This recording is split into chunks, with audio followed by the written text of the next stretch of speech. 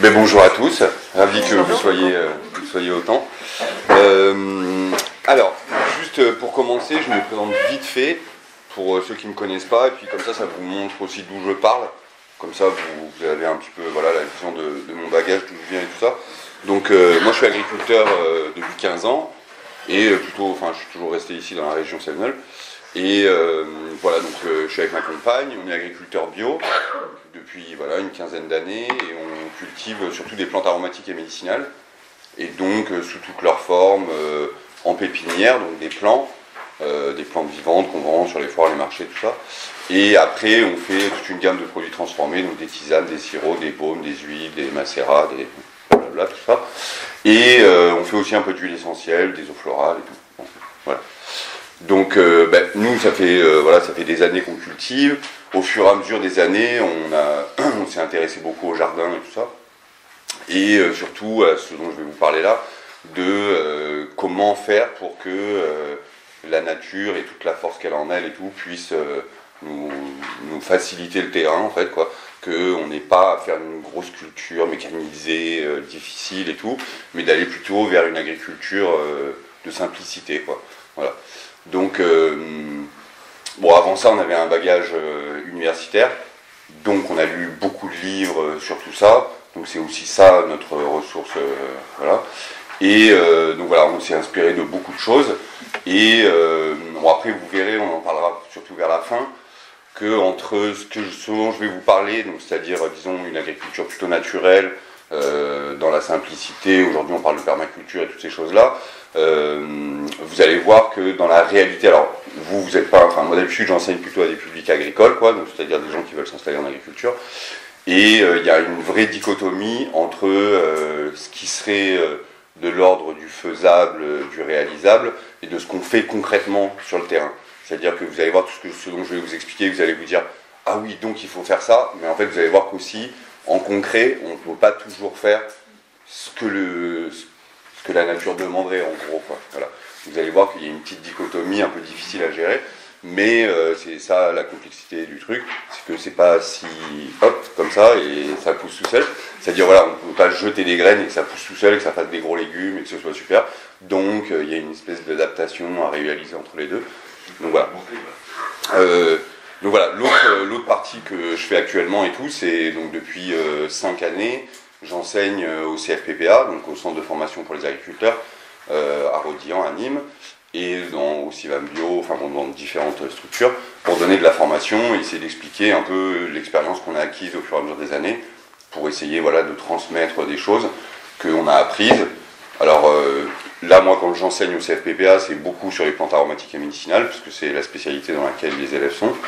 Et donc j'ai plusieurs cours, un cours sur la culture, un cours sur la cueillette en plantes aromatiques, et un cours d'agronomie, donc de généralité agronome, mais c'est pas l'agronomie comme elle est enseignée, disons, à l'école habituellement, c'est un peu les nouvelles techniques d'aujourd'hui, quoi. C'est-à-dire après un développement, et puis d'hier aussi, d'il y a très très longtemps, qui sont un peu en train de revenir au goût du jour grâce à l'agriculture bio, au mouvement de la permaculture et autres. Voilà. Donc voilà, j'essaye d'amener des nouvelles connaissances et tout, que d'habitude on n'enseigne pas trop, d'habitude c'est plutôt des trucs un peu basiques, labour, tout ça. Donc voilà, vu qu'ils reçoivent ces cours-là aussi, moi je me suis plus spécialisé sur ça. Donc aujourd'hui ce qu'on va voir c'est, il a été marqué, j'ai vu sur les affiches et tout ça, fertilité au jardin potager, voilà. Alors, je vais juste corriger vite fait, c'est bien comme titre parce que ça dit ce que c'est, mais moi je l'appelle plutôt système de fertilité, dans le sens, non mais il n'y a aucun problème, mais c'est juste pour dire, de toute façon c'est fertilité le sens premier du truc, mais je dis système dans le sens que en fait vous allez voir qu'il y a une espèce de complexité, d'où le système, quoi. C'est que c'est pas juste 2-3 petits éléments qu'on ajoute les uns aux autres, et voilà, c'est vraiment un système complexe, large. Voilà, d'où le truc de système, c'est un petit détail qui... Voilà. Donc, d'habitude, cette formation-là, donc sur l'agronomie, je la donne en 3 jours, 7 heures. 7 heures pendant 3 jours. Donc ça fait 21 heures, total de cours, où c'est plutôt intense, rapide, et moi j'essaie d'envoyer le plus possible d'infos. Donc voilà, donc là on a 3 heures. Donc on va diviser en... Sur celui-là, je crois pas, c'est sur plantes aromatiques, on a dit qu'on en ferait 2. Attends. Plantes aromatiques. On avait rajouté une formation. Après, on avait une autre. Non, on avait rajouté plantes aromatiques. D'accord. Une deuxième fois, voilà. Mais il y a, enfin voilà. De toute façon, alors voilà, ce que je vous propose, c'est qu'au début, je fais un peu, entre guillemets, scolaire, dans le sens où j'essaie d'avancer vite, pour que vous ayez plein d'infos, et qu'une fois, en fait, en gros, c'est, bon, vous allez voir, il y a un des chapitres qui s'appelle Lancer la machine. Bon, machine, on pourrait dire autrement, mais voilà, en fait, il y a un système naturel qui existe, et ce système naturel, le but, c'est d'essayer de le reproduire en agriculture le plus possible. On va voir les écueils qu'il peut y avoir. Mais donc, au début, ça va être un petit peu rapide. Je vais essayer de vous clarifier certains trucs. Je sais pas, je sais qu'il y en a certains qui sont expérimentés en jardin, d'autres peut-être un peu moins. Donc, on va remettre les bases, voilà, au clair, pour que après vous compreniez le système général qui est un peu plus complexe, quoi. Voilà. Donc, si vous avez des questions, n'hésitez pas. Moi, j'aimerais bien juste vous faire la partie, c'est-à-dire là, on va faire 1h30, pour faire une petite pause entre les deux et tout ça. Je pense que dans la première heure et demie, j'aurais réussi, j'espère, à commencer à rentrer dans le détail du système de fertilité lui-même. Donc voilà. Et après, il y a toutes les questions que vous voulez poser. Vous pouvez m'interrompre sans problème, sachant que sur les questions, j'essaierai de répondre vite pour pouvoir poursuivre l'exposé. Et comme ça, après, on se laisse plus de temps pour poser toutes les questions. Je pense que, en tout cas, c'est ce que ça fait depuis 5 années aux élèves, c'est qu'une fois qu'on a découvert ce truc, souvent même c'est dans quelques semaines, vous aurez plein d'autres questions parce que vous allez comprendre le truc et vous allez vous dire « Waouh, mais truc de fou !» Et voilà. Sachez qu'il y a plein de ressources aujourd'hui. Moi, quand j'ai commencé il y a 15 ans de ça, il y avait très peu de ressources littéraires, Internet et tout ça. Enfin, il y a 15 ans, Internet, c'était pas ce que c'était aujourd'hui. Et donc, aujourd'hui, vous pouvez vous documenter très largement, autant des livres, des vidéos. Enfin, il y a des super vidéos qui ont été faites où, avant, je disais, il y a 5 ans, je disais, il y a une vidéo sur un truc, vous pouvez aller voir. Aujourd'hui, il y en a pléthore et il y a vraiment plein de structures qui sont montées et tout, et qui parlent de ça, du sol vivant et tout ça. Voilà. Donc, voilà, vous pourrez développer toutes ces informations. Je pourrais à la fin vous donner plein de ressources bibliographiques, de références de gens qui parlent de ça. Aujourd'hui, vraiment, il y a plein de choses, alors qu'avant, il n'y en avait pas. Et donc, comme j'avais dit vite fait la dernière fois, quand je me suis présenté à la réunion et tout, il y a des recherches là-dessus, évidemment, il y en a plein, il y a plein de chercheurs qui travaillent sur ça et tout ça, mais il faut savoir que ce dont on va parler là beaucoup, c'est du sol. On va parler de ce qui se passe sous terre, quoi.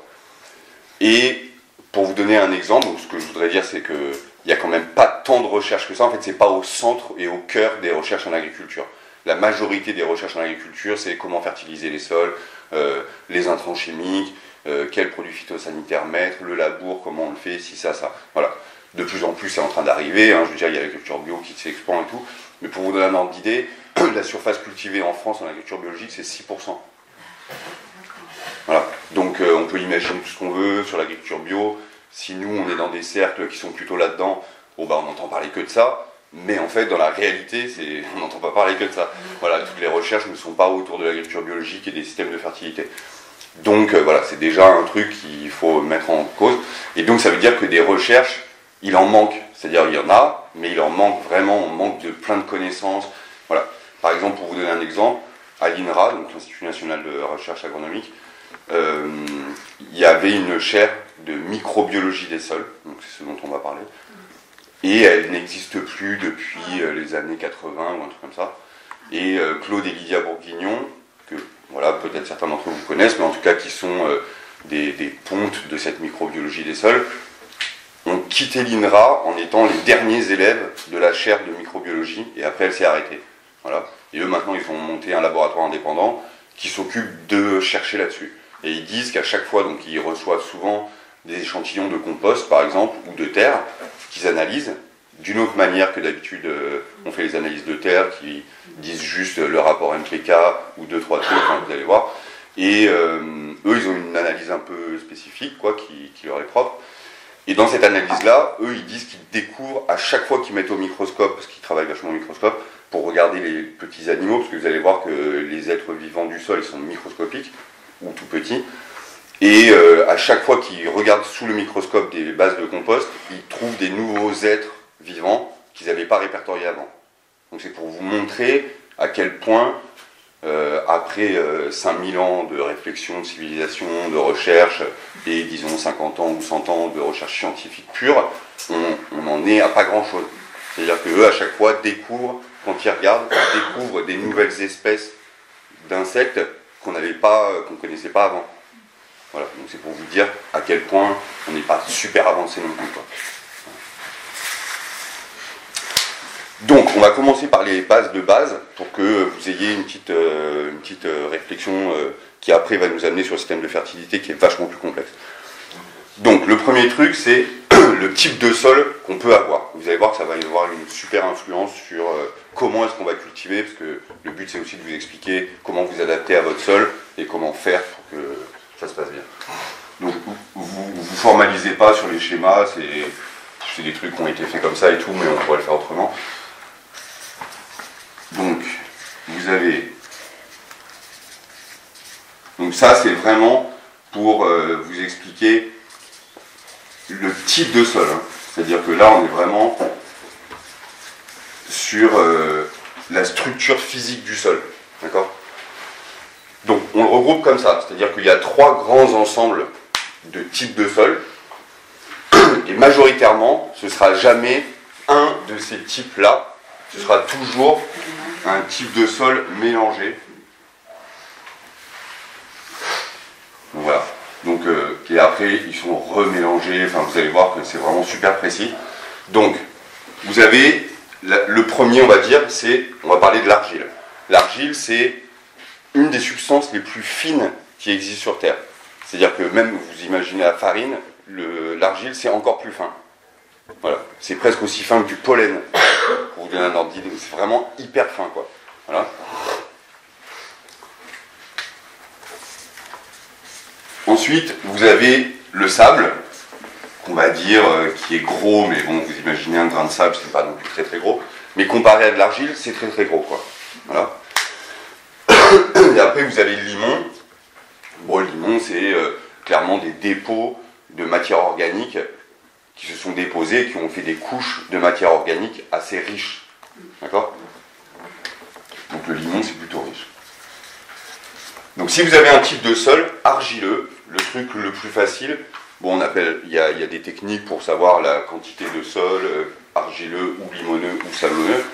Le plus facile, c'est de prendre une motte de terre, enfin de creuser un petit peu sous la terre, de prendre, disons, à 20 cm du sol, de prendre de la terre et de l'écraser dans sa main. En l'écrasant dans votre main, après vous allez ouvrir la main, soit il se délite tout de suite, ou alors vous mettez un petit coup de doigt et tout se délite. Donc là, vous êtes plutôt sur un sol sablonneux. D'accord ?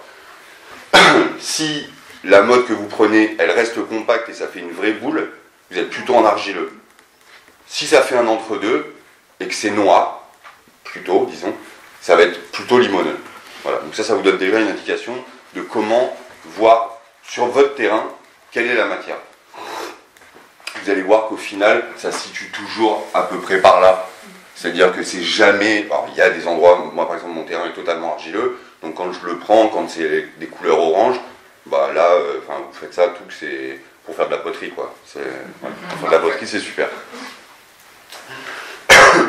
Voilà, sablonneux, dans les terres granitiques, par exemple, vers Mandagou, ou dans ces quartiers-là, plutôt granitiques, on voit des gros blocs de pierre grise. Là, ça va être vraiment sablonneux. Vous allez prendre le sol, vous allez appuyer dessus et tout, vous allez voir tout de suite ça se délite et ça ne se tient pas, quoi. Et les trucs de limon, c'est plutôt au bord des rivières. Ici, en zone montagneuse, c'est plutôt comme ça. Donc voilà. Ça va influencer sur la richesse du sol et sur comment est-ce que la matière organique va pouvoir être incorporée par le sol. C'est-à-dire, dans le sable, vous allez mettre par exemple du compost, de la paille par-dessus et tout ça. Au fur et à mesure de quelques années, même en rajoutant tous les ans, vous allez voir que ce qu'on appelle la couche d'humus, donc ce qui est en surface du sol, elle va presque jamais grandir. C'est-à-dire que vous pouvez mettre des tonnes de compost, des tonnes de fumier, des tonnes de paille, vu que c'est sablonneux et qu'en gros, comme je vous disais, les grains sont gros et ils sont il y a de l'espace entre les grains, la matière organique qui est là au-dessus, elle va avoir tendance à descendre parce qu'elle est très fine. Une fois qu'elle va être décomposée et tout, elle va commencer à descendre. Et donc souvent elle se perd, entre guillemets. Voilà.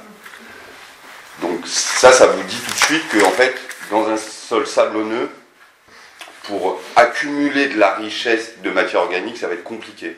C'est-à-dire que le sol va laisser passer la matière organique et il ne va pas la stocker. À la différence de l'argile, qui étant très très fin, la matière organique, qui est là, qui se dépose, les feuilles et tout ça, les points étant très très fins et très très serrés au fur et à mesure, la matière organique, elle va se déposer et elle va rester bloquée à l'intérieur.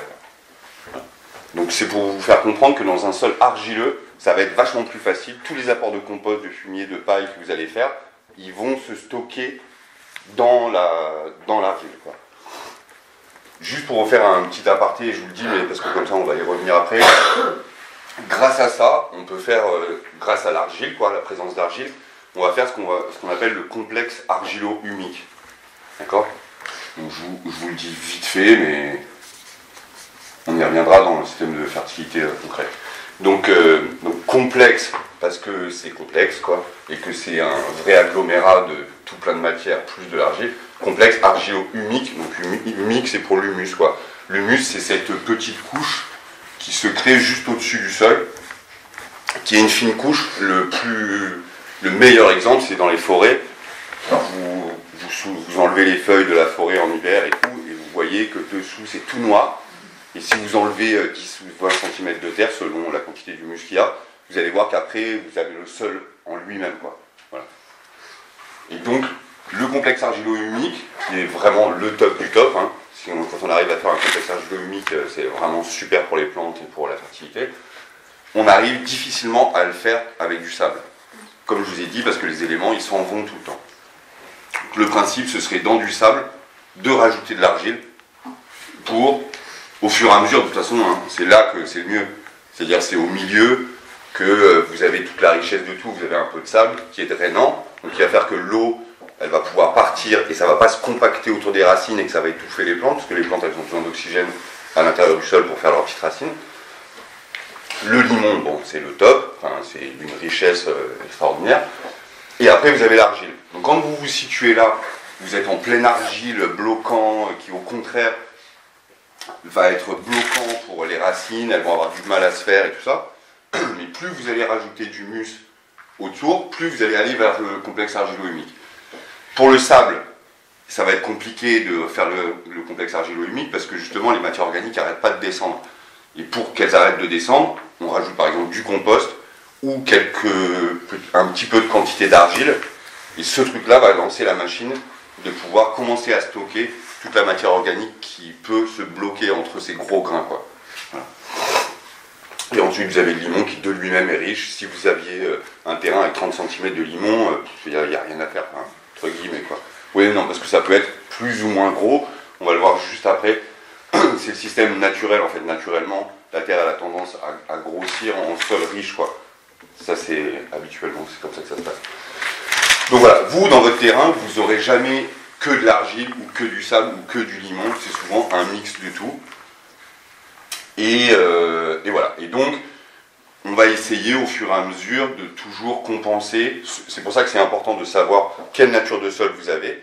Parce que dès que vous savez ça, vous savez ce que je viens de vous dire. Et donc, ça vous permet de dire, ah ben si j'ai beaucoup d'argile, il va falloir que j'essaye de le faire un peu drainant pour que l'eau arrive à passer, que les racines elles aient un peu d'oxygène, qu'elles puissent se développer tranquillement. Si j'ai du sable, il va falloir que je rajoute un peu d'argile pour que ça compacte mieux et que ça arrive à garder l'humus et que l'humus s'en aille pas. Voilà. Donc on pourrait aller plus loin, mais je ne vais pas aller plus loin. Ensuite, vous avez, donc là, on va parler du sol et du sous-sol. Alors, dans cette partie-là, il y a plein de termes de microbiologie, des termes de géologie, des termes scientifiques. Vous embêtez pas avec les termes, c'est juste pour expliquer des choses. Donc voilà, c'est des termes peut-être nouveaux et tout, mais vous embêtez pas avec ça. En gros, c'est des couches et des strates de sol. Voilà, c'est différentes couches dans le sol, différentes strates. On les appelle souvent des horizons. Parce que vu que c'est horizontal. On appelle ça des horizons. Voilà. Mais bon, c'est juste une petite... voilà. Alors, on va commencer par le premier horizon, et puis on va descendre au fur et à mesure, et je vais essayer de vous expliquer un petit peu l'importance qu'il peut y avoir. Donc, cette première partie, on l'appelle la litière organique. Donc, on dit litière parce que c'est tous les débris qui vont tomber d'en haut et qui vont se reposer au sol. Donc, des feuilles, des branches, ça c'est le plus évident, mais aussi des cadavres d'animaux, d'insectes ou de choses comme ça. Voilà, tout ce qui est mort et tout ce qui est tombé au sol. Des animaux qui font des fientes ou tout ce qui peut arriver d'en haut du sol, quoi, voilà. Donc des champignons, des cailloux qui sont là et tout, des éboulements, enfin voilà, il peut se passer tout un paquet de trucs. Et tout ce qui est donc, litière organique, donc cette première partie, on va garder dedans tout ce qui est champignons, feuilles, branches, cadavres d'animaux, excréments, tout ça. Ça, c'est compose la litière, d'accord ? Vous allez voir que la litière, c'est hyper important parce que c'est ce qui est là à ras du sol.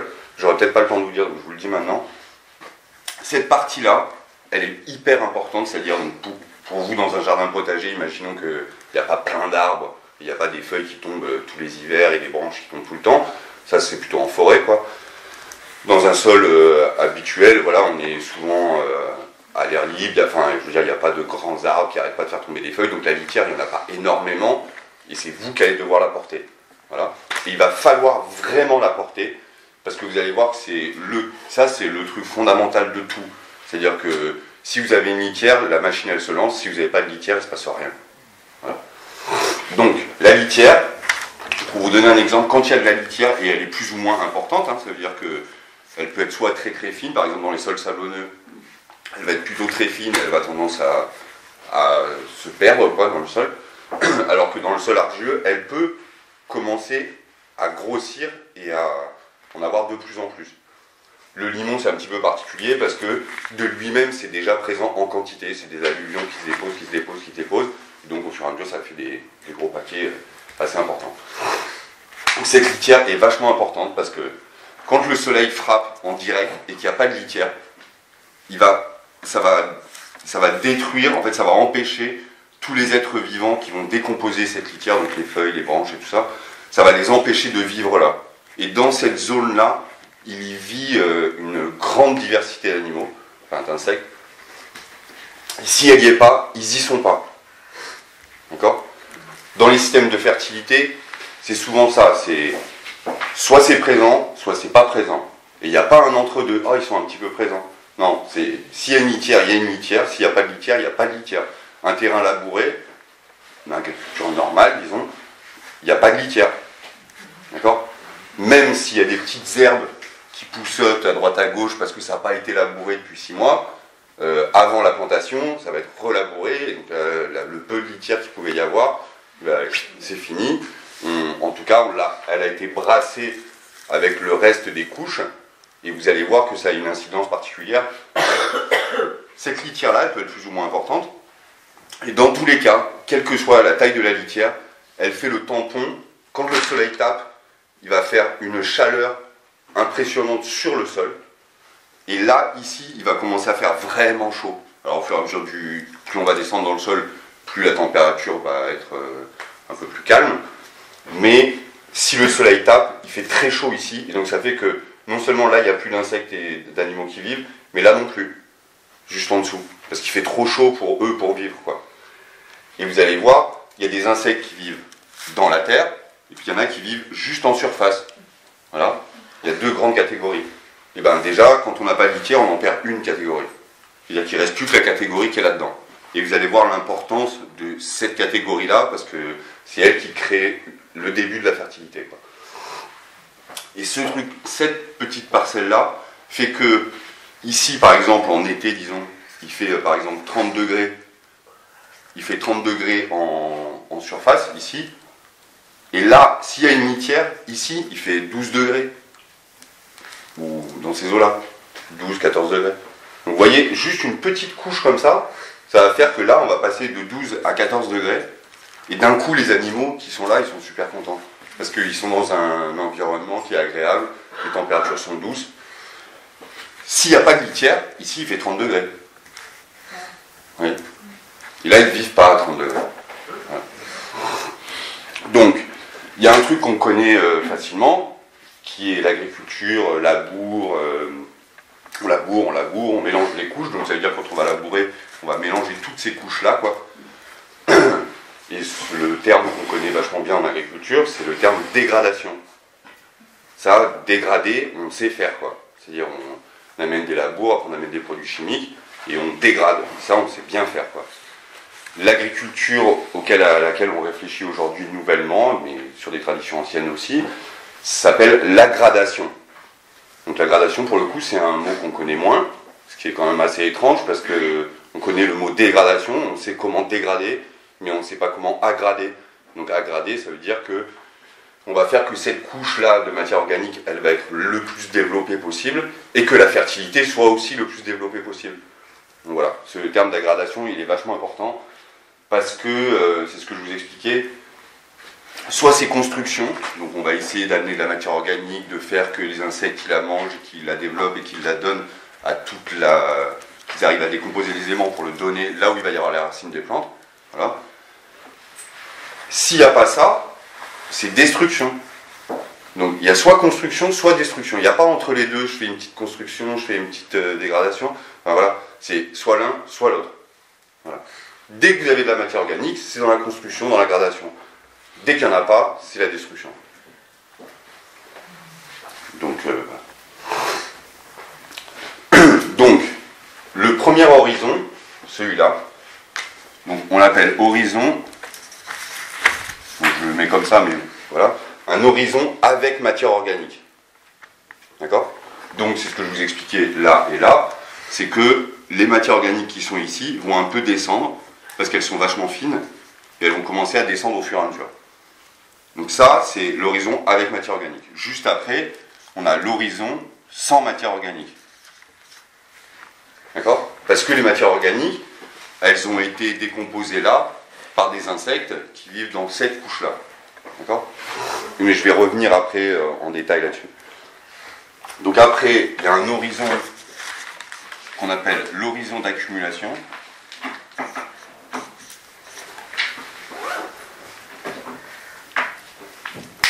Et après, alors là, jusque-là, on était plutôt dans la microbiologie des sols, donc c'est-à-dire dans le sol. D'accord ? Là, on était dans le sol, ici. Tout ça, c'est le sol. Et là, ici, après, donc ça descend vachement plus bas, mais le reste, là, c'est le sous-sol. Et ça, autant, cette partie-là, c'est la microbiologie des sols, donc de la biologie, donc il y a des êtres vivants qui y vivent. Autant là, le sous-sol, on est plus dans la géologie, donc plus près de la roche-mère, des cailloux, de la nature du sol en profondeur, et tout ça, d'accord ? C'est pour vous montrer qu'il y a deux aspects vraiment différents au niveau de ces deux parties-là, quoi, voilà. Mais vous allez voir que dans le sous-sol, c'est pas absent de petites bêtes, quoi, et d'insectes qui vont travailler. C'est pas absent du tout. Mais c'est pour montrer qu'il y a vraiment des proportions complètement différentes. Donc, le dessous là, alors maintenant je vais je reprends un petit peu ailleurs parce que comme ça. Je vais vous poser une question, si à quelle profondeur on fonctionne ? Alors, justement, ça va dépendre complètement, et ça va dépendre de ce que vous allez y apporter au fur et à mesure du temps, mais naturellement, le sol, c'est-à-dire, il y a des, par exemple, Claude Olivier Bourguignon ou d'autres, font des analyses de sol en creusant un trou de 1 mètre, 1 mètre 50, creusent un énorme trou, même souvent à la pelleteuse, quoi, enfin à la mini-pelle, pour faire un trou et regarder tous ces horizons dont je viens de vous parler. Et ils font un trou assez profond, jusqu'à 1 mètre 50, des fois 2 mètres, des fois ils sont enterrés sous la terre comme ça, et ils essayent de regarder où est-ce qu'il y a de la matière organique, combien il y en a, l'horizon avec matière organique, l'horizon sans matière organique, ils descendent jusqu'en bas pour voir, voilà, jusqu'à 1 mètre 50, 2 mètres, des fois 3 mètres. Elle n'avait pas fait une vidéo sur YouTube. Oui, voilà, il y a des vidéos de Claude Olivier. Plus d'un mètre 50, parce qu'elle est à l'intérieur. Voilà, c'est ça ce que je disais. Des fois, elle est carrément à l'intérieur, et puis il reste encore du sol, donc des fois ça va jusqu'à 3 mètres. Et ils descendent en fait jusqu'à ce qu'ils tombent sur cette matière, sur cette partie que je vous disais qui s'appelle le sous-sol. Voilà. Et donc dans le sous-sol, je vous finis juste le truc, c'est que pour comprendre le sous-sol, c'est... Donc là, on a fini, là ici il y avait le sol, et là on reprend juste le sous-sol. Donc le sous-sol, c'est composé de base de la roche-mère. La roche-mère, du caillou dur et tout ça. Donc vous comprenez bien que la roche-mère, le caillou dur, il y a des endroits dans la garrigue où il est à 10 cm du sol, hein, ou même à fleurant. Donc vous voyez, c'est pour vous dire, on ne sait pas la taille que c'est. On va le voir juste après, mais on ne sait pas la taille que c'est, ça dépend de la nature du sol. Si vous mettez des coups de pioche et que ça fait ding et que vous tombez sur des gros cailloux, bon bah c'est que la roche-mère, elle est vraiment très très proche. Et que du sol, vous en avez très très peu. Voilà. Donc cette roche-mère, il va y avoir des petits insectes, voilà, ou des bactéries, ou plein de trucs, dont je vais vous parler juste après, qui vont la fissurer. Elle va se faire casser avec l'eau, avec tout plein d'apports et tout, elle va se fissurer, quoi, d'accord? Et donc ça c'est la roche-mère. Et après, vous avez ce qu'on appelle la roche-mère fissurée, et l'arène déstructurée. Je croyais que c'était la reine. Voilà. Donc, en gros, ce qui se passe, c'est que ça, c'est de la roche-mère du bloc, voilà, bloc, qui n'est pas du tout déstructuré, c'est de la roche-mère bien dure. Et au fur et à mesure de ce que je vous dis, donc des bébêtes qui vont venir gratter la minère, enfin les bactéries qui vont venir attaquer la roche, l'eau qui va aider à attaquer la roche, tout ça, il va y avoir des fissures, comme ça, à l'intérieur de la roche-mère. Et au lieu que ce soit de la roche-mère pure, ça va être le début de la roche-mère, mais fracturé, avec des petites, voilà, des petites infractuosités un peu partout. Et dans l'arène déstructurée, c'est plus ça, c'est, imaginons, des énormes gros blocs de cailloux, mais dans lequel il y a de l'espace déjà. Parce que vous voyez, ça a été commencé à être un peu décomposé, et puis plus on monte, moins il y a de gros cailloux, disons. Voilà. Sachez que, au niveau réflexion, les cailloux, ils ont toujours tendance à descendre. Moi, je vous l'ai pris dans l'autre sens, parce que c'est drôle au niveau intellectuel de le prendre dans l'autre sens, mais un caillou, par exemple, bon, vous voyez les petits pas japonais, enfin on appelle ça des pas japonais, mais les petites dalles, vous allez mettre des petites dalles dans votre jardin, et puis pour pouvoir marcher tranquille, et puis ne pas marcher dans la terre en direct, et ben si vous attendez 5-10 ans, vos trucs elles seront enterrées sous la terre. D'accord? Vas-y. Juste un truc. Donc c'est bien top cette histoire du fait de la rotation de la Terre, que les cailloux aient tendance par la force centrifuge justement à revenir à la surface. Alors, par la force centrifuge et ce que tu dis, je ne sais pas, mais en tout cas, en système agricole, le caillou il a tendance à descendre parce que en fait, parce qu'il est lourd et que les grains, ce que je vous expliquais, les grains d'argile, les grains de sable sont fins, et donc le plus fin va toujours, voilà, et surtout, et c'est ça le plus important, quand on cherche par exemple en archéologie, donc quand on est en archéologie, on va descendre dans le sol profond pour aller trouver les couches. Et bien en fait, quand on arrive, par exemple, ça c'est du sol assez jeune en fait, on s'en rend pas compte et tout, mais c'est du sol assez jeune, je vais vous expliquer après, juste après pourquoi. Mais par exemple, si on va chercher, je prends un exemple, on pourrait prendre n'importe lequel, les Celtes ou les Égyptiens, quand on fait de l'archéologie et qu'on cherche ces époques-là, on va descendre vachement profond dans le sol, et plus on descend loin, par exemple si on cherche les premières civilisations, je sais pas, sumériennes, babyloniennes et autres, enfin voilà, égyptiennes d'il y a longtemps, on va descendre super profond, 4 mètres, 5 mètres, pour aller chercher les vestiges archéologiques. Et pourquoi ça? Parce qu'il y a de la terre qui se crée. D'accord? C'est-à-dire que les Égyptiens, ils vivaient au ras du sol à cette époque-là, c'était eux, leur ras du sol, il était là. Mais en 5000 ans, les insectes du sol ont créé ça. 2 terrains, en plus, qui n'existaient pas. D'accord? Donc ça veut dire que, enfin, c'est quand même un truc fou, si vous imaginez, qu'on est à un endroit à ras du sol, c'est-à-dire nous aujourd'hui, notre ras du sol à nous, dans 5000 ans, il sera là-haut. Voilà. Donc c'est aussi pour ça qu'on appelle la Terre Terre, et pas mer, alors qu'il y a plus de mer que de terre, mais c'est parce que la terre n'arrête pas de grossir et de grandir, et que vous allez voir, tout le système de fertilité, il est là pour faire ça, quoi. Voilà. Ouais. Petite remarque pour répondre à Karine. Effectivement, les cailloux qui montent et qui descendent, moi je l'ai constaté, enfin bon, je ne sais pas si c'est ça. Avant, je faisais la lecture bourrine, quoi. Enfin, disons, je bêchais, je travaillais la terre, comme mon père le faisait, quoi. Et effectivement, en remuant la terre, les cailloux remontent, quoi. Ça, ouais. Et chaque fois, je montrais des cailloux qui voulaient que j'enlève. Et là, depuis quelques années que je fais une agriculture plus respectueuse du sol, quoi, en amenant de la terre et tout comme ça, et ben, effectivement, les cailloux, je les vois plus, quoi. Enfin, petit à petit, ils disparaissent, quoi. Ouais, voilà. Mais en fait, c'est exactement ça. C'est-à-dire que ce que je vous disais là, ces gros cailloux là, après qu'ils sont un petit peu moins gros au fur et à mesure qu'on remonte, hein. Parce que là, imaginons qu'un caillou comme ça, il est comme ça, pour dire un truc un peu vulgaire, alors que vous, quand vous retrouvez des cailloux, vous retrouvez rarement des cailloux comme ça dans votre jardin, vous trouvez des petits cailloux, des gros cailloux, des moyens cailloux, voilà. Mais en fait, ça, c'est vraiment ce que tu dis, si c'est en lien avec ce qu'il vient de redire, c'est que le labour va faire, bon, vous voyez, c'est les deux pages en même temps, mais le labour, il va prendre toutes ces couches et il va les mixer les unes avec les autres.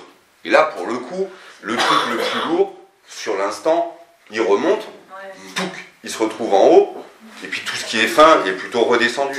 Et imaginons que juste après ce labour, il y a une pluie, tout va redescendre, ça va se recompacter un peu, parce que c'est des éléments très très fins qu'on a aérés, ils vont redescendre. Là, pour le coup, les trucs les plus gros, quand ça redescend, les trucs les plus gros restent là où ils sont. Et c'est les trucs les plus fins qui descendent. Donc quand on laboure, on retrouve des cailloux. Oui, c'est sûr. Le labour, il fait une semelle. En fait, voilà, c'est ça. Il fait une semelle, le caillou ne peut plus descendre, quoi. Alors qu'en fait, si on ne touchait pas au sol, on ne verrait pas les cailloux. Et quand vous faites un sol dans lequel vous intervenez le moins possible, ben vous allez voir que, comme je vous disais, les pas japonais, là, qu'on va mettre tac tac tac, au fur et à mesure des années, ils vont se faire enterrer, il va falloir les sortir de terre et les remettre au-dessus. Parce que, naturellement, toute la faune a tendance à créer de la terre, elle crée de la terre, et elle s'accumule au fur et à mesure. Il y avait des photos très impressionnantes dans les champs, c'était les bourguignons qui avaient, je crois, ça, où on voyait le talus original de la forêt, et puis le niveau auquel était maintenant le pré. Mais tu retrouves la même chose dans les jardins potagers, dans la plaine. Hein, donc, ça. Nos jardins remontent, et les jardins de mes voisins traditionnels descendent. C'est ça. Ce qui est dingue. Et par exemple, les talus, souvent on voit les talus qui sont en forme de butte. Mais en fait, souvent, c'est même pas des talus qui ont été faits en forme de butte, c'est exactement ce qu'explique Agnès, c'est qu'en fait, à force de nettoyer cet endroit et de ne pas toucher au talus, bah, le talus, lui, il augmente gentiment et il grossit, alors que l'autre, il descend. Donc, évidemment, il y a une vraie démarcation entre les deux, et vous vous retrouvez avec une butte d'un côté et puis un truc de l'autre, quoi. Voilà. Et donc, ça, c'est pour vous montrer, voilà, qu'il faut avoir ça en tête, que le sol se crée perpétuellement, et il monte et il grossit. Et tac, tac, tac. Ce qui fait qu'avec la gradation, on peut augmenter la surface de la Terre. Exactement, et c'est ce qui se passe naturellement. C'est-à-dire que naturellement, la Terre se crée et grossit de plus en plus et voilà. Et Une petite parenthèse. Pour l'accroissement du sol, quelle part justement apporte le météorite par exemple? Parce qu'il tombe des tonnes de météorites sur la Terre toutes les années. La part a été évaluée pour ce que ça rapporte? Alors, non, franchement, j'en sais rien, mais je pense qu'elle est ridicule. C'est-à-dire que. Ouais, elle est ridicule. C'est-à-dire que quand tu imagines, même si le météorite c'est lourd et que c'est gros et qu'il y en a plein de petits morceaux qui tombent tout le temps, comparé à les arbres qui font tomber des feuilles, les branches, et bon, vous allez vite comprendre que le centre c'est les vers de terre. Les vers de terre, il y en a à peu près. Bon, après ça dépend vachement, mais il y en a 2 tonnes à l'hectare en moyenne. C'est-à-dire que dans le sol, là, vous avez 2 tonnes de vers de terre qui vivent tranquillement dans le sol. Alors 2 tonnes, je comprends que ça ne veut pas dire grand-chose, parce qu'on ne comprend pas bien ce que c'est et tout, mais pendant qu'on y est là, vite fait sur les vers de terre, après vous allez voir, on va en parler pendant très longtemps, parce que les vers de terre, c'est la base de la base.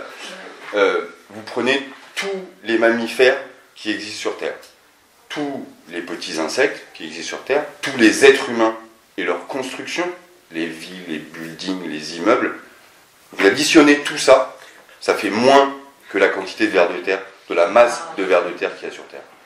Voilà. Donc vous prenez tous ces trucs-là, additionnés, c'est moins que les vers de terre. Les 3 catégories. Ouais, tout ça, additionné, on en fait un gros paquet, on pèse combien ça fait, et ben, les vers de terre sont plus lourds que tout ça. Donc on pèse pas lourd, et eux, oui. Voilà. Et voilà, alors... Respect pour les vers de terre.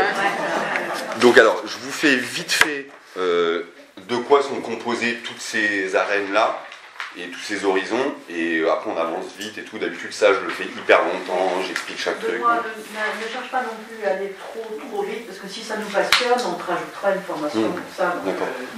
Mais bon, moi je veux quand même vite arriver au système de la fertilité, parce que c'est ça qui est l'aboutissement du truc. Voilà, donc, non, parce qu'en fait d'habitude, je vous détaille, là-dedans il y a des sacrophages, des myriaphages, des myriapodes, des sacrophages, hein, voilà. Donc, les noms, voilà.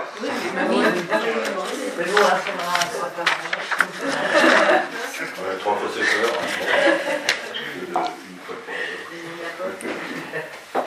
Bon, voilà.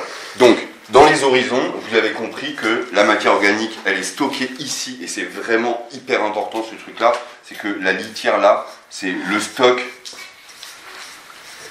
de matière organique. Donc MO, c'est toujours matière organique. Donc le stock de matière organique, il est là, d'accord? Il n'est pas là-dedans. Là-dedans, c'est pas là que ça produit de la matière organique. Ce que vous avez compris, c'est que les feuilles, les branches, les champignons, les insectes morts, les excréments et tout ça, c'est ça qui crée du sol. Voilà. Mixé avec tout ce qu'il y a là-dedans, parce que vous allez voir qu'en fait les vers de terre, ils passent leur temps à monter, à redescendre, et c'est eux qui vont mixer tout ce truc-là. Nous, on l'a remplacé par des tracteurs. Mais en fait, comme je vous ai expliqué, des vers de terre, il y en a plus que tout ce qu'on peut additionner, et donc ils font un travail de fou, quoi. Les vers de terre, ils sont différents, ceux qui sont sur le dessus et dessous, ou c'est les mêmes qui montent qui les On y vient juste après. Non, mais c'est une très bonne question, mais tu vois, on va y venir juste après. Donc pour juste répondre vite fait, quand on voit des petits vers de terre rouges, tout petits, en très grande quantité, souvent il y en a des amas et tout, bon, il y a deux choix, soit c'est des bébés vers de terre qui sont en train de naître, voilà, mais la plupart du temps ils naissent quand même dans le sol et pas à l'extérieur du sol. Et ça c'est ce qu'on appelle des vers rouges, donc c'est pas des lombriques, mais bon, enfin, voilà, on va pas chipoter sur les espèces et tout, mais c'est quand même pas des lombriques, c'est des vers de terre, et enfin des vers rouges, et eux ils sont dans la matière organique, quand il n'y a que de la matière organique, genre un compost, vous allez en trouver plein, voilà. Des bouts de bois qui sont en décomposition, des trucs comme ça, eux ils se ramènent quand ils sont là. Et eux ils s'occupent que de ça. C'est-à-dire que les vers rouges ne descendent pas et ne font pas l'aller-retour constamment. Ça, il n'y a que les lombriques qui le font. Décomposition, chargée de la décomposition. Voilà. Assimilation. Ça va être plus complexe que tout ça. Non mais voilà, mais ça va être plus complexe que ça parce que vous allez voir que on va le faire juste après, c'est les faunes. Et parce que là pour l'instant vous avez compris, ça c'est le type de sol, donc ça veut dire la matière concrète de quoi est fait le sol, c'est-à-dire de l'argile, du sable, du limon. Ça, c'est les différentes strates qui existent à l'intérieur du sol pour comprendre comment le sol il est structuré. Donc, et après, on va venir à qui est-ce qui habite là-dedans. Voilà, donc ça, c'est le troisième truc. Alors, dans cette litière, je vous ai expliqué qu'il y a toute la matière organique, le stock de matière organique, il est là, et c'est super important pour le système général. Ensuite, dans cette litière-là, donc comme je vous expliquais, elles ont tendance à descendre, parce qu'elles sont fines et tout, elles ont tendance à descendre. Et au bout d'un moment, elles descendent.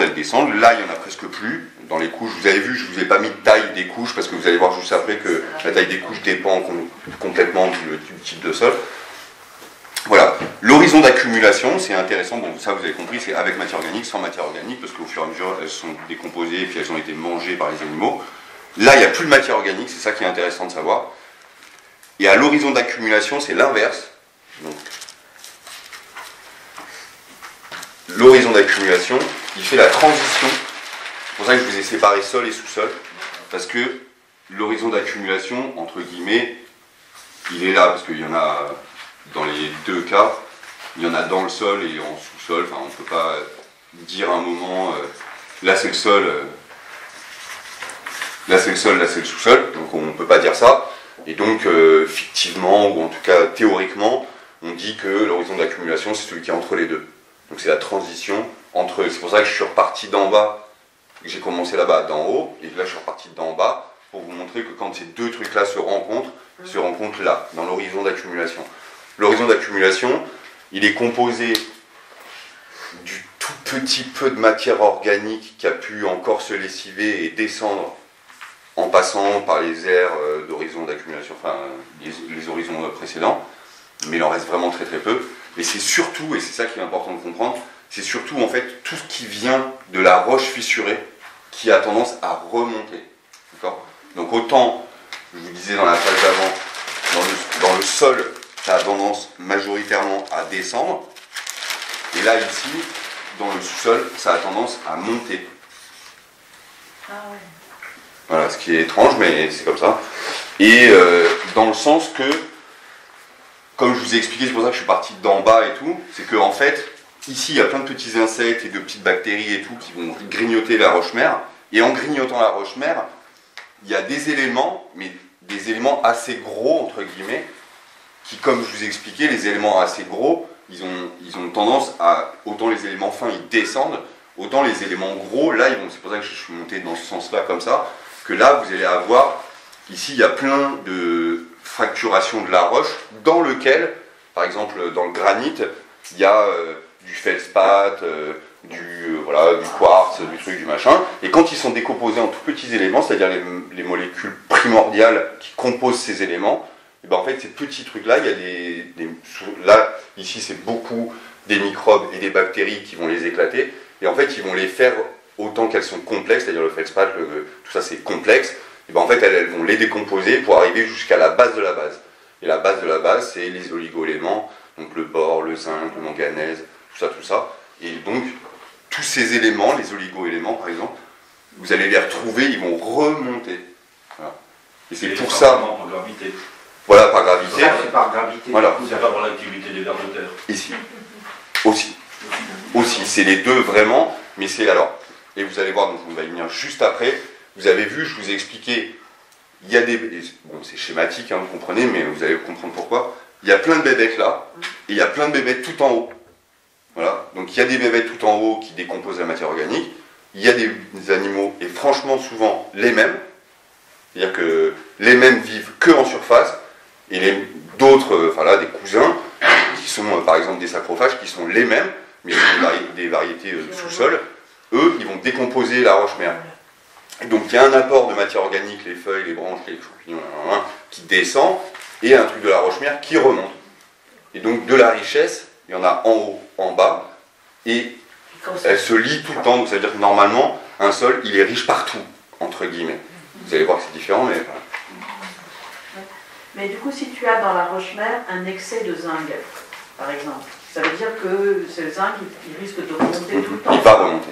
Donc, finalement, si on a un excès de zinc, de cadmium, de cuivre, de toute façon, ça va tout le temps remonter. Alors, s'il vient de la roche-mère, Oui. s'il vient de la roche-mère, s'il vient de la roche-mère, ça remontera constamment. Si c'est ce que je crois entendre, une pollution qui vient d'une mine d'ailleurs, qui a été ressortie du sol et qui est en surface, et il va avoir tendance à descendre. Parce que dans une mine, on sort les. C'est vraiment ça, hein. Dans une mine, on fait juste faire ce que font les animaux là. C'est-à-dire qu'on détruit là, on creuse, enfin souvent on va sous le sol. On creuse, et puis on arrive à un endroit où là il y a de la roche-mère, avec de l'or, de l'argent, du truc, du machin, enfin tout ce qu'on va chercher en fait dans le sol pour du plomb, tout ça, pour faire ce que vous connaissez, les métaux, les trucs, le machin, donc on va les chercher dans le sous-sol, quoi. Et après on les remonte, on les trie, on va trier l'argent, l'or, tout ce qui nous intéresse, le plomb, le truc, le machin. Et puis tout le reste, on va le laisser en bout, parce qu'en fait on n'arrive pas à retirer chacun des petits trucs. Et à l'intérieur de ces éléments, il n'y a pas que, quand il y a de l'or par exemple, ou du plomb, c'est du plomb mêlé avec plein d'autres trucs, de l'argent mêlé avec plein d'autres trucs. Et quand ces éléments ils sont dans la roche, ils sont souvent peu polluants, dans le sens que vous regardez la surface de la Terre, il y a très peu d'endroits où il n'y a rien qui pousse à cause de ces éléments-là. Hein, il y a le désert et tout, mais c'est assez particulier. Mais à cause de ces éléments-là, il y a toujours un équilibre. C'est jamais, il y a plein de plomb argentifère et donc il n'y a rien qui pousse. Par exemple, à Mandagou, il y a un endroit où il y avait une mine de plomb argentifère. Enfin, ça pousse super bien, il n'y a aucun problème. Tout ça est toujours organisé, structuré quand c'est dans la nature. Quand c'est plus dans la nature et que c'est une mine, on a ressorti ces éléments-là, on les a mis en surface, on les a triés. Il reste plein de trucs, dont tous ces petits éléments qui composaient la matière, quoi. C'était pas juste du plomb, ou juste de l'argent, ou juste de l'or, ou juste ci. Il y a tout plein de petits éléments qui sont à l'intérieur. Et en fait, ces éléments-là, on va les remettre à la surface. Et en les remettant, donc là, pour le coup, pour une mine, c'est l'eau, souvent, qui les amène. Et quand l'eau, elle les amène, donc elle va les amener en hauteur ici, d'accord? Et vu que c'est des petits éléments fins, ils vont refaire la même chose. Ils vont redescendre, d'accord? Donc, et vu que vous avez compris que la Terre monte, d'accord? On peut imaginer que si, à force de culture, bon, on est sur des dizaines d'années, hein, des dizaines et des dizaines et des dizaines d'années, enfin vous imaginez les Égyptiens c'est 4 mètres en dessous, ou 5 mètres, et on est à 5000 ans avant Jésus-Christ, donc vous imaginez bien que voilà, ça fait longtemps. Et donc voilà, on peut imaginer que ce cadmium qui va descendre, parce que naturellement il va descendre, si nous en plus on augmente la quantité et la qualité du sol, et ben en fait au fur et à mesure, le cadmium sera planqué en bas, enfin, il va descendre, et notre terre à nous elle va monter. Et une terre riche, pure, sans éléments toxiques et pathogènes. Voilà. Et donc on est presque sûr que la nature à terme va faire bien les choses et va faire que le cadmium va descendre, il va aller se restocker là-bas en bas d'où il doit être, enfin, c'est là où il doit être, il ne doit pas être ailleurs normalement. Et les éléments qui sont remontés là par la roche fissurée, la minéralisation et tout ça, ils vont remonter en petite quantité au fur et à mesure, et les vers de terre, plus la gravité, plus plein de phénomènes, vont faire que ça va commencer à s'amener là dans l'horizon d'accumulation, où il y a des vers de terre et plein d'autres animaux qui vont monter là. Bon, majoritairement, c'est les vers de terre qui font ça. Ils descendent jusqu'à l'horizon d'accumulation, ils prennent tout ce qu'il y a à prendre, en tout cas, enfin, ils ne le prennent pas en choisissant, ils mangent la terre qui est là, et cette terre qui est là, elle est un petit peu avec de la matière organique qui descend en bas parce qu'elle n'arrête pas de descendre, et des matières qui sont là, des oligo-éléments par exemple, qui remontent. Lui, il va manger tout ça, et il va le remonter. D'où tous ces éléments super riches, et en plus, bon, le ver de terre est tellement particulier, que quand il les ingère, il les transforme, et en les transformant, il les donne assimilables par les plantes. C'est-à-dire que jusqu'à maintenant, un petit grain de quelque chose n'est pas assimilable par la plante, parce que la plante, finalement, ses racines, si on décompose, donc là, ça c'est les racines, mais si on décompose vraiment, la racine, en fait, c'est plein de petits poils absorbants microscopiques. Hein. Là, je ne parle pas des radicelles, je ne parle pas des petites racines qu'on voit, c'est des trucs que vous ne voyez pas. C'est sur une radicelle ou même sur une racine, il y a des micro-poils absorbants, mais ces poils absorbants, ils ne peuvent pas prendre une matière, ils ne peuvent pas l'attraper et la prendre. C'est comme nos cheveux, quoi. Nos cheveux ne prennent pas grand-chose, quoi. Là, c'est un peu la même chose, c'est que ça ne peut pas le prendre, sauf si ça a été digéré par un insecte, ou si un champignon vient faire son mycélium entre les racines, va prendre la matière et la transformer et la donner aux racines. Donc souvent, c'est la symbiose du champignon et de la racine qui permet l'assimilation. Voilà. Donc ça veut dire, quand on balance de l'azote, quand on dit il faut, dans un jardin, pour que ça pousse, il faut balancer de l'azote, ce qui est majoritairement vrai, voilà. En fait, on balance de l'azote, mais l'azote, il n'est pas directement assimilable par les plantes. Il faut qu'il y ait des bébêtes à l'intérieur, des champignons, des bactéries, des microbes, qui veulent, eux, la prendre, la digérer et la transmettre aux plantes. Voilà. Donc, imaginez-vous vraiment ça, que quand il y a un élément qui est favorable pour le jardin, c'est rarement directement assimilable par la plante. D'accord ? Il y a quelques matières qui existent comme ça, qui sont directement assimilables, mais le but du jeu, en fait, c'est pas d'en rajouter, c'est qu'il y en a un stock de dingue là-dedans, et il n'y a pas besoin d'en rajouter normalement. Le meilleur exemple, et donc on va y finir là, le meilleur exemple, c'est la forêt. Disons, naturellement, la tendance d'une terre et d'un terrain naturel sur Terre, c'est la forêt. C'est-à-dire qu'on va partir, imaginons, d'un endroit, pour prendre l'extrême, c'est le désert, quoi. On va partir du désert, et on va arriver à la forêt, obligatoirement. Alors imaginons par exemple, c'est pas le désert, mais imaginons, et vous allez voir que ça correspond vachement, c'est un endroit où on a labouré et où on a tout débroussaillé, où il n'y a plus rien au sol, il n'y a plus de matière organique, il n'y a plus rien, on a tout nettoyé, on a tout fait propre, comme on dit en agriculture, on a fait tout propre. C'est vrai que c'est tout propre, quoi. Il n'y a vraiment plus de végétaux du tout. Voilà. Donc c'est marrant, vous voyez le truc de dire on a fait tout propre, Alors que quand vous avez juste ce que je viens de vous expliquer, vous avez compris que non, en fait, on n'a pas fait tout propre, on a foutu le bordel, quoi. Enfin, voilà. Mais bon, donc on se retrouve dans une espèce de désert. Comme je vous disais tout à l'heure, c'est soit construction, soit dégradation. Il n'y a pas entre les deux. C'est soit on en met plus, la gradation, soit on en détruit tout, quoi. Voilà. Donc c'est ça, le désert, on a tout détruit. On oublie cet endroit, il a été labouré, il a été truc et machin. Le gars change de vie et va faire autre chose. Il laisse ce terrain comme ça. Voilà. Ce terrain, il va y avoir des petites adventices, donc ce qu'on appelle des mauvaises herbes vulgairement, des petites plantes qui vont commencer à venir coloniser le terrain, parce que la nature a horreur du vide, et là c'est encore plus vrai que tout. Il n'y a qu'à la horreur que le terrain soit nu comme ça, pour ce que je vous expliquais, que cette couche-là d'humus au-dessus, la qualité organique, elle est hyper importante parce que c'est elle qui fait le tampon entre l'extérieur et l'intérieur. D'accord ? Et vu qu'elle fait ça, la nature a horreur du vide, elle va remplir le terrain avec plein de mauvaises herbes, entre guillemets. D'accord ? Donc en premier, il va y avoir du pourpier, du kénopode, de l'amarante, tous ces trucs que vous connaissez, que vous voyez tout le temps et qui vont pas repousser. Parce que dans les sols, ici, c'est rempli de graines, mais des quantités de graines astronomiques, quoi, qui ne vont germer que quand il va se passer quelque chose. Si par exemple, vous touchiez jamais au sol, et que vous faites rien, et que vous allez regarder dans la forêt, dans une forêt, il y a des immenses arbres, peut-être 2-3 petites plantes qui se baladent à droite à gauche, mais c'est pas couvert de plantes, quoi. C'est pas un truc inextricable, sauf en endroit tropical, qui est là ou équatorial, qui est vraiment différent, et on pourra peut-être pas en parler, mais en plus on n'y est pas, donc voilà. Mais là-bas ça pousse pour plein de raisons, je pourrais peut-être vous expliquer vite fait quand on y sera. Voilà. Mais habituellement, vous êtes dans une forêt de châtaigniers, une forêt de chênes, une forêt de trucs, de machin, il n'y a pas plein de végétaux partout. Voilà. Déjà parce qu'il n'y a plus de lumière en fait, c'est-à-dire que les arbres prennent toute la lumière et empêchent la lumière là, mais aussi parce que le sol n'est jamais touché. Et vu qu'il n'est pas touché, on ne remonte pas toutes les graines qui sont là, on les remonte pas parce que quand on laboure, on mélange tout ça, et en mélangeant tout ça, on fait ressortir des graines. Et hop, les graines ressortent à la surface. Si on touche jamais au sol, normalement, il n'y a pas de mauvais arbres qui remontent. C'est-à-dire, si vous mettez des couches de paille, et après du compost, la paille, du compost, la paille, du compost, la paille, du compost, vous n'aurez jamais de graines qui va germer. Presque. Entre guillemets. D'accord ? Il y en aura toujours, parce qu'il y en a dans le compost, il y en a dans la paille. Voilà. Mais sinon, vous n'aurez presque pas de graines qui germent. D'où l'importance de se dire, parce que l'agriculture, c'est quand même une lutte de base contre les mauvaises herbes. Hein. C'est souvent, franchement, quand on fait de l'agriculture, ou même du jardin potager, vous l'avez sûrement vu, on se dit, je fais pousser ça, mais en fait, c'est concrètement, je passe mon temps à empêcher que ces autres trucs-là poussent, quoi. Voilà.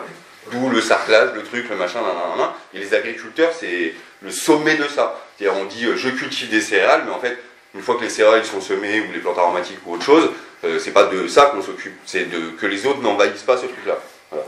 Parce que une plante cultivée, ça c'est vachement important pour vous dans le potager, une plante cultivée, imaginons que c'est le désert, bon, donc en fait on a nettoyé le sol, on met notre petit plant, je sais pas, d'aubergine, de ce que vous voulez, de tomates, et ben en fait il y a les adventices qui sont là, qui elles vont faire, ah ouais, super, il y a de la place, on va prendre la place.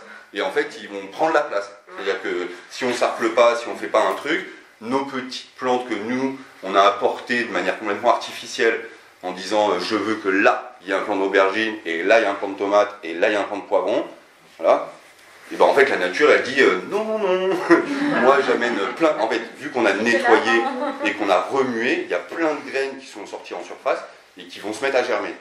Voilà. Vu que ça a horreur du vide et que nous, on plante un plant, bah, tout ce truc au milieu, elle dit bah moi je remplis quoi, parce que là t'as mis un plant, c'est gentil, mais moi je vais en mettre des milliers tout autour quoi. Voilà. Et donc nous ce qu'on va faire, c'est qu'on va lutter perpétuellement à dire non, c'est lui que je veux, et donc je vais enlever tous les autres. Voilà.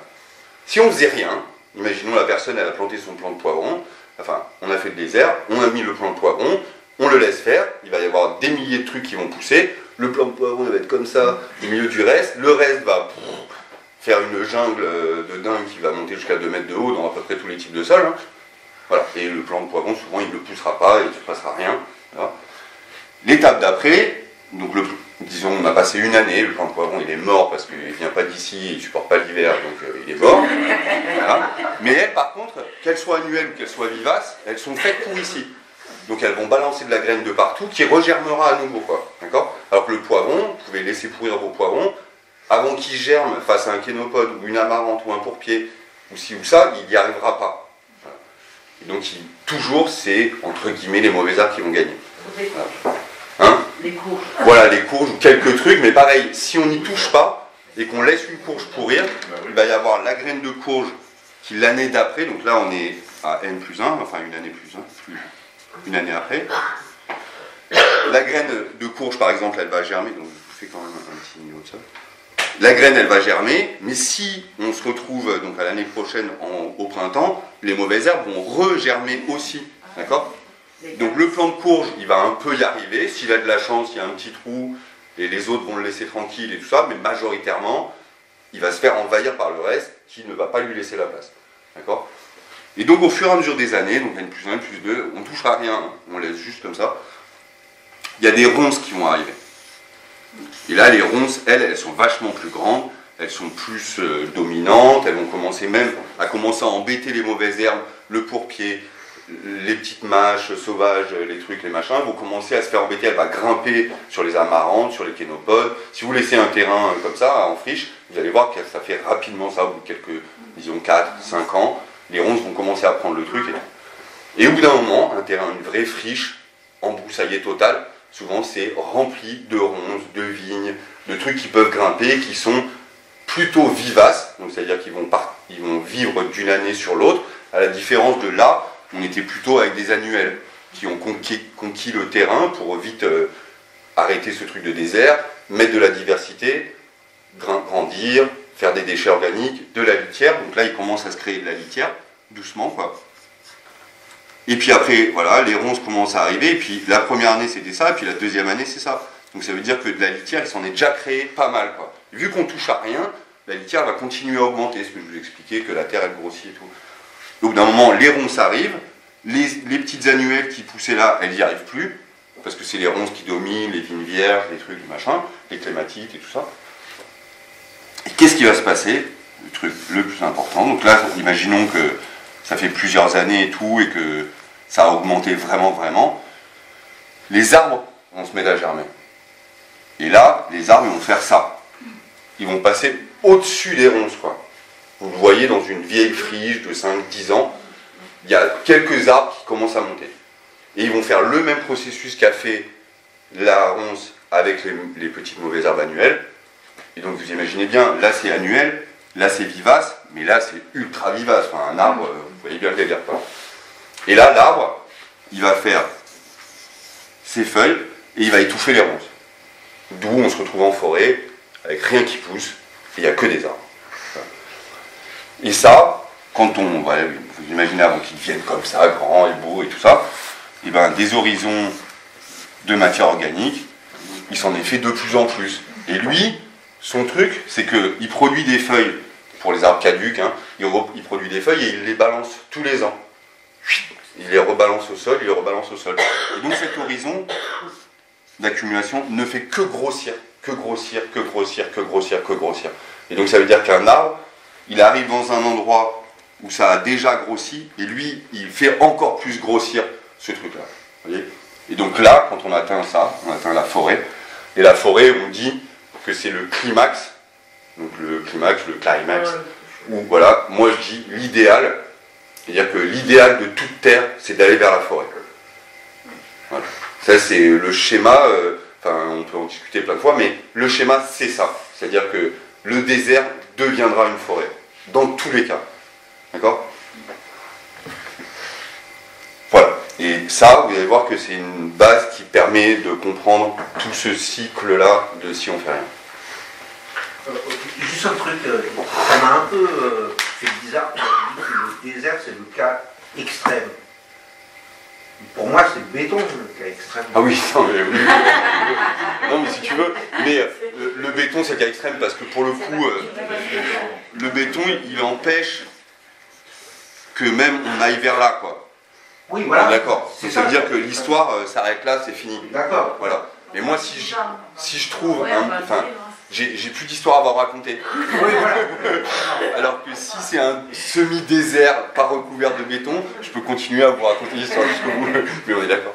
Mais quand même, il faut voir à quel point les herbes arrivent à transpercer Oui, c'est ça. le goudron, elle a regardé les routes grandes, elles sont fissurées, et dans C'est ça. fissures, il y a des Et si on avait des villes abandonnées, comme ça existe dans plein de pays, il y a des villes complètement abandonnées où l'homme, voilà, la végétation reprend ses droits, éclate le béton, fait tomber les bâtiments. Enfin, on peut voir sur les temples d'Angkor, voilà, dans ce sens-là, la jungle a repris, genre par exemple à Angkor ou dans tous les vestiges archéologiques, ils sont submergés de nature. Et il y a des endroits, par exemple, je sais qu'au Mexique, on n'arrive pas à retrouver dans la jungle, on n'arrive pas à retrouver au Guatemala et tout ça, on n'arrive pas à retrouver les sites archéologiques parce qu'ils sont complètement entourés de ça. Et si vous regardez des villes modernes, donc il y a quelques années, genre Tchernobyl ou d'autres, qui ont été abandonnées à terme comme ça par les gens, parce qu'ils s'en vont, quoi,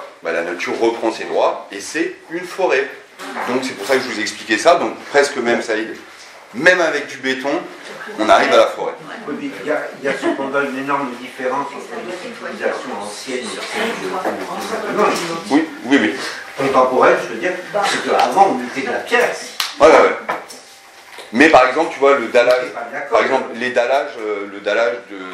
dallage des pyramides égyptiennes à Gizeh, tu vois, c'est un dallage qui a été fabriqué par les hommes, et il y a 1 millimètre entre chaque pierre qui constitue la dalle. Donc on savait déjà bien faire ça, et le plateau de Gizeh n'est encore visible et accessible que parce qu'on va le nettoyer tout le temps. C'est-à-dire que tu laisses même, alors je veux dire, les constructeurs de l'ancien temps, ils faisaient des trucs magnifiques, voilà, des fois, et super ajustés, mais même avec cet ajustement, la nature est plus forte. C'est-à-dire que comme tu vois, le bitume, comme elle disait Agnès et tout, le bitume, il suffit d'une micro-infructuosité, il y a une petite plante qui va pousser, elle va pousser un peu le truc, elle va créer de la terre va se créer, il va y avoir une plante un peu plus importante, et puis une autre et une autre, mais même dans une toute petite fissure, on arrive à terme à la forêt, quoi. C'est-à-dire vraiment, vous allez voir des fois des figuiers qui poussent dans les infructuosités des murs, parce qu'à un moment, il voit qu'il y a la possibilité de sortir, il sort, et voilà, et après, ça devient une forêt. C'est une question de temps.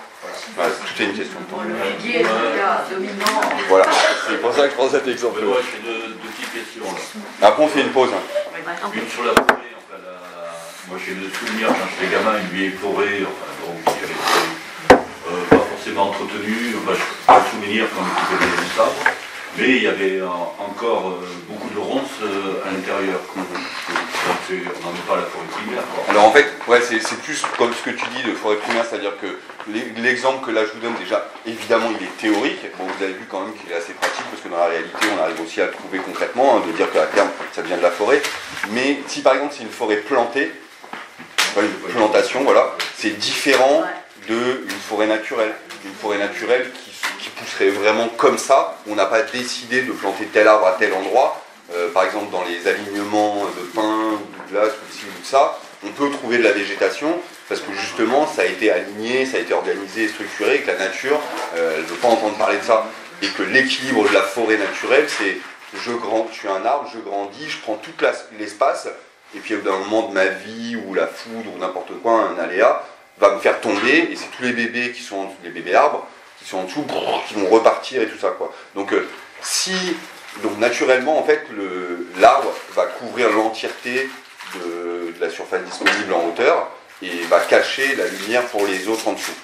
Et donc il y a tout un laps de temps où, tant que la forêt n'a pas vraiment pris l'entièreté de l'espace, il se glisse des ronces, des salses-pareilles, des plantes adaptées à l'ombre, qui vont réussir, elles, à jouer dans leur truc. Par exemple, ce que tu dis, c'est l'exemple concret de ça, c'est dans les forêts équatoriales et subtropicales, donc je ne voulais pas vous parler, mais réellement c'est ça la truc, c'est que malgré que la canopée, elle soit hyper importante et qu'elle arrive à couvrir l'entièreté de la surface du ciel, et ben en fait, il y a quand même un peu de rayons qui passent, des animaux qui vont planter des baies, ou des baies qui tombent, et tout ça, Et en fait, vu la fertilité du sol, en fait c'est ça qui fait la différence, c'est que la fertilité du sol, elle est tellement énorme dans les forêts subtropicales et tout ça, parce que ça n'arrête pas de tomber des feuilles, des branches, tout le temps, des fruits, des ci, des ça, bah, en fait, il y a une telle fertilité que ces trucs-là qui ne devraient pas pousser parce qu'ils se feraient étouffer, ils y arrivent quand même parce que c'est tellement riche. Et, voilà. Et ils poussent, ils font leur vie, ils essayent tout le temps de grimper. C'est pour ça qu'il y a beaucoup plein de grimpantes, des lianes et tout ça, dans les forêts subtropicales, parce qu'elles essayent de grimper, d'utiliser l'arbre pour aller tout là-haut, chercher la lumière qu'il y a. Voilà. Et la deuxième question, ça concerne justement ce qui réveille la dormance des graines. Est-ce que c'est le fait de les remonter en surface ou c'est les chocs que l'on fait en fait, sur les graines pour... Apparemment, alors bon, mis à part quand il y a un feu et que ça annihile toute la végétation en surface et que là les graines peuvent germer, et souvent même il y a des espèces spécifiques quand il y a eu un feu qui vont germer et pas d'autres. C'est-à-dire qu'il y a des graines qui sont adaptées au feu vraiment, et que dès que le feu crame par exemple toute une forêt naturellement, et bien, il y a plein d'espèces qui vont sortir à ce moment-là, à la sortie du feu. Alors que par exemple, les graines en surface qui étaient là, des graines de kénopode, des graines d'amarante, enfin pour pied, tout ce qu'on s'est dit là, que nous on a l'habitude dans nos jardins, s'il y a un gros feu, c'est pas ces trucs-là qui vont germer, c'est d'autres trucs. Voilà. Donc voilà. Et redis-moi la question. Ouais, je voulais savoir.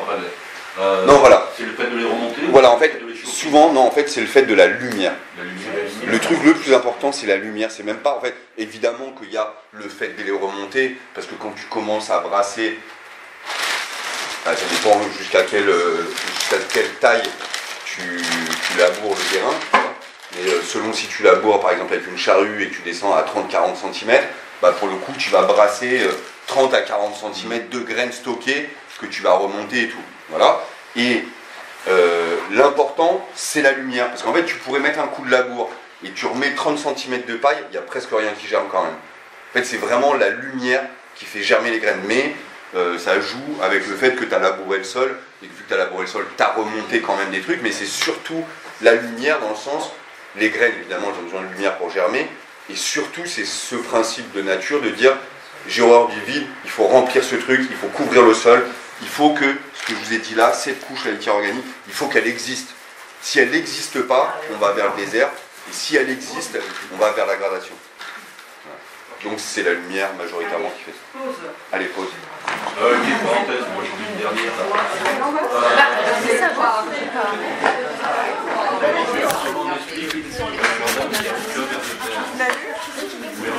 Il a plus d'ordre.